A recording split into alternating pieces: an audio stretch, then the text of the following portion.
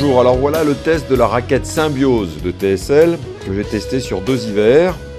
Alors c'est une raquette qui pour moi quand même constitue une grosse évolution, voire une petite révolution par rapport aux raquettes standards parce qu'elle a beaucoup de souplesse, ce qui permet d'être beaucoup plus à l'aise, de générer beaucoup moins d'efforts au niveau des adducteurs, d'avoir une marche beaucoup plus souple, beaucoup plus fluide, on pourrait presque aller en footing avec.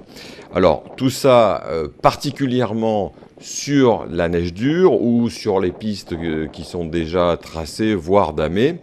Alors là, c'est vraiment tout à fait flagrant. Alors les cales, ce qui est bien, c'est qu'elles sont liées à la chaussure. Donc on n'a plus besoin de se baisser au niveau de la raquette.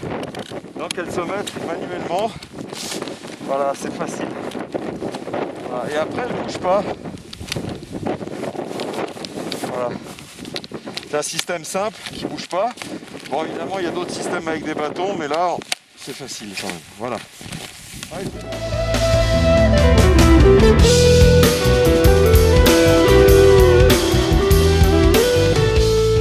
En neige profonde, la Symbiose garde toujours cette souplesse qui permet une marche plus naturelle, mais la raquette va se plier légèrement quand elle va s'enfoncer dans la neige. Donc on va perdre un peu en rigidité, donc en portance, et quand on fera la trace dans une neige profonde, ça demandera un petit peu plus d'effort qu'avec des 225 par exemple.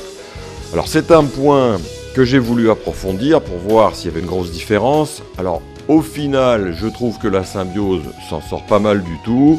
On peut tout à fait partir en explos dans la profonde. On aura la raquette qui se pliera un petit peu, mais au final, c'est une raquette qui passe bien partout.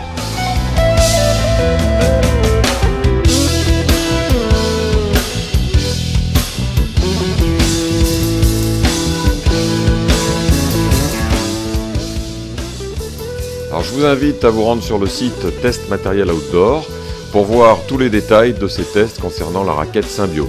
À bientôt!